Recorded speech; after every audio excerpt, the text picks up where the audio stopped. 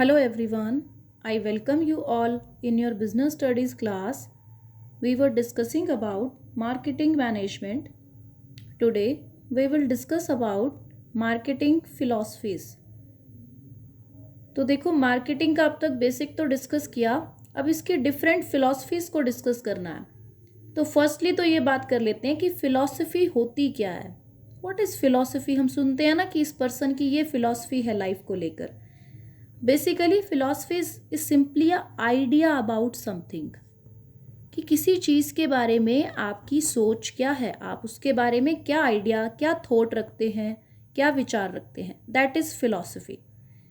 तो मार्केटिंग के रिगार्डिंग भी बहुत से लोग एक्सपर्ट्स आए बिजनेस में, जिन्होंने अपने अपने थॉट्स रखे, अपने विचार रखे। तो उसके बेस पे हमने कुछ फिलॉसफीज़ को कैटेगराइज किया, तो उनको हम आज बात करेंगे कुछ इम्पॉर्टेंट। तो वो हम सबसे पहले डिस्कस करेंगे जो सबसे पुरानी फिलॉसफीज थी, जो सबसे शुरुआत मार्केटिंग की हुई, जहाँ से फैक्ट्री लेवल पर, कि जब फैक्ट्रीज थी उस टाइम पर जो वहाँ का कोई हेड रहा, उन्होंने अपने अकॉर्डिंग कुछ बातों को कंक्लूड किया। तो उन्होंने क्या क्या मार्केटिंग के रिगार्डिंग कहा और सोचा। तो फर्स्ट फिलॉसफी रखी जब सामने, उसको कहा जाता है प्रोडक्ट कंसेप्ट। प्रोडक्ट कॉन्सेप्ट कहता था कि आपका प्रोडक्ट या आपकी सर्विस जो भी आप कस्टमर को ऑफर करोगे, वो जितना चीप होगा, चीप का मतलब प्राइस वाइज चीप, जितना कम प्राइस आप उससे चार्ज करोगे उतना ही वो ज़्यादा कस्टमर उसको खरीदने में इंटरेस्ट लेगा।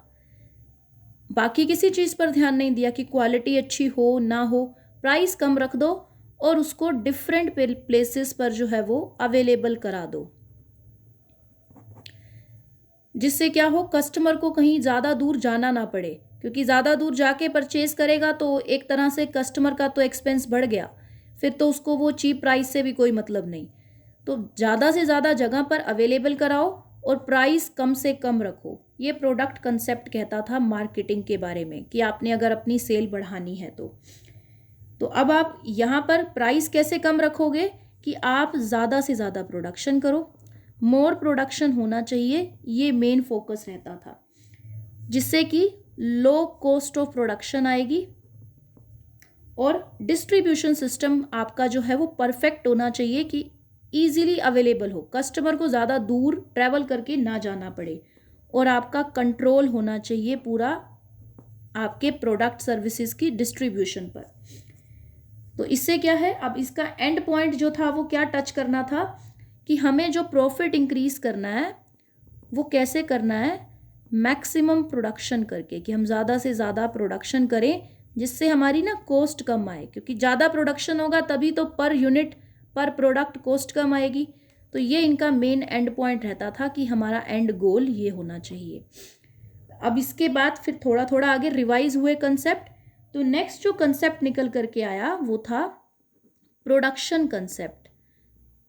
अब प्रोडक्शन कंसेप्ट क्या कहता था, कि आपका प्रोडक्ट ना सिर्फ इसलिए नहीं बिकता है मार्केट में कि वो चीप है, मतलब उसका प्राइस जो है ना वो बहुत कम है।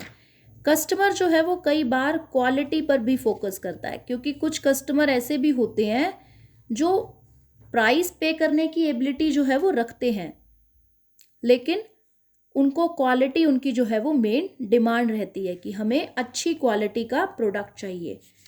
तो उस टाइम पर इन्होंने ध्यान दिया प्रोडक्ट की क्वालिटी के इम्प्रूवमेंट के ऊपर। तो उस टाइम पे मेन फोकस था प्रोडक्ट की क्वालिटी। प्रॉफिट को अर्न करने का मेन जो पर्पस था वो ये था कि हमें क्वालिटी अच्छी देनी है, ताकि कस्टमर हमारे प्रोडक्ट को ज़्यादा से ज़्यादा खरीदे, जिससे मैक्सिमम हमें प्रॉफिट हो। तो प्रोडक्शन कंसेप्ट ने किस चीज़ को टारगेट किया, प्रोडक्ट की क्वालिटी को। अब उसके बाद फिर नेक्स्ट इंप्रूवमेंट हुई, नेक्स्ट जो कंसेप्ट आया वो था सेलिंग कंसेप्ट। सेलिंग कंसेप्ट जो था वो ये कहता था कि गुड्स जो है ना वो कस्टमर अपनी मर्जी से जो है, कस्टमर को मत देखो कि कस्टमर क्या चाह रहा है, कि goods are not bought by customers, goods are sold to customers, की कस्टमर्स के द्वारा चीज़ें खरीदी नहीं जाती हैं, कस्टमर को बेचा जाता है। How? By advertising your product, by promoting your product, by simply कहें तो अट्रैक्टिंग योर कस्टमर्स, कि आप अपने कस्टमर्स को अट्रैक्ट करते हैं तभी वो आपका प्रोडक्ट खरीदते हैं। तो कस्टमर जो है वो खुद से चल के नहीं आएगा, आपको उसको अट्रैक्ट करना है कि वो आपका प्रोडक्ट खरीदे। तो सेलिंग कंसेप्ट कहता था कि आप जो चाहें आप कस्टमर को वो बेच सकते हैं, बस आप उसको अपने प्रोडक्ट की तरफ अट्रैक्ट कीजिए। बेसिकली ये ना कस्टमर की प्रायोरिटी या उनकी नीड्स पर ध्यान देने को नहीं कहता था, ये कहता था प्रोडक्शन कुछ भी कर दो, बस कस्टमर को उस चीज़ के अकॉर्डिंग जो है ना वो उसका माइंड जो है उस अकॉर्डिंग सेट करो कि वो आपका प्रोडक्ट खरीदे। तो इसमें प्रॉफिट जो है वो मैक्सिमम सेल्स के थ्रू था, और सेल भी कैसे होगी, बाय जो है attracting customer, advertising, personal selling, promotional activities, इनके द्वारा। नेक्स्ट फिर जो कंसेप्ट आया जो कि अब चलन में है, मार्केटिंग कंसेप्ट।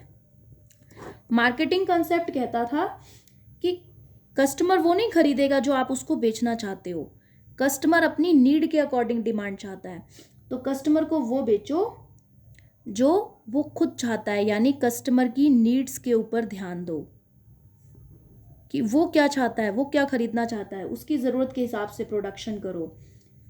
तो यहाँ ये कहता था कि कंपनीज को वो प्रोड्यूस नहीं करना चाहिए जो वो प्रोड्यूस कर सकती हैं, जिसमें उनका वो सक्षम है, बल्कि वो प्रोड्यूस करो what they can sell easily to your customers, कि जो आप अपने कस्टमर्स को ईजिली सेल कर सको। ये मार्केटिंग कंसेप्ट कहता था। तो यहाँ कस्टमर की नीड्स और उसकी सेटिस्फेक्शन पर ध्यान दिया गया। अब मार्केटिंग कंसेप्ट अच्छे से वर्क कर रहा था, लेकिन इसमें भी थोड़ी इंप्रूवमेंट की नीड थी, तो उसके लिए आई फिर societal marketing. Societal marketing concept जो है वो इसके भी ओवर एंड अबव है। ये कहता है कि सिर्फ कस्टमर का सेटिस्फेक्शन नहीं, कस्टमर का वेलफेयर भी होना चाहिए, यानी सोसाइटी का भला भी होना चाहिए, कि आप कस्टमर को जो गुड्स बेचो ना सिर्फ वो ठीक प्राइस की हो बल्कि बहुत अच्छी क्वालिटी की हो, प्लस वो कस्टमर के लिए हार्मफुल ना हो।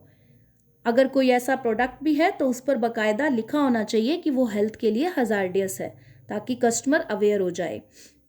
प्लस आप एम्प्लॉयमेंट अपॉर्चुनिटीज़ क्रिएट करेंगे, एनवायरनमेंट को कोई नुकसान नहीं पहुंचाएंगे। ये सब वेलफेयर एक्टिविटीज़ भी आपने अपने बिजनेस में इंक्लूड करनी है।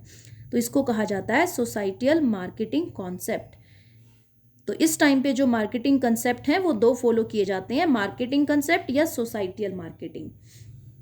तो अब जितने हमने कंसेप्ट डिस्कस किए, इनमें से जो अभी के नए कंसेप्ट हैं वो यही दो हैं, मार्केटिंग का और सोसाइटियल मार्केटिंग। बाकी सारे जो थे वो फैक्ट्री लेवल पर जब बिजनेस होते थे सिर्फ, उस टाइम पर जो है वो ये कंसेप्ट निकल कर आए। और बेसिकली जो है लास्ट जो हमने दो कंसेप्ट डिस्कस किए, ये इनका जो फोकस है वो कस्टमर के ऊपर रहता है, कस्टमर के वेलफेयर और उनकी कस्टमर की सेटिस्फेक्शन के ऊपर। तो दैट्स ऑल फॉर टुडे। ये टॉपिक सारे जो हैं वो आप अच्छे से स्टडी करें, और प्लीज़ केस स्टडीज़ को अच्छे से पढ़ते रहें इसके साथ साथ। और साथ ही में आपके जो भी टेस्ट रखे गए थे वो मंडे या ट्यूसडे ऑनवर्ड्स हम स्टार्ट करेंगे। Syllabus you know very well, mention करा गया है पीडीएफ में भी, and I am repeating also. Business study में आपको 9th यूनिट करना है, एंड अकाउंटेंसी में आपको कैश फ्लो स्टेटमेंट करना है।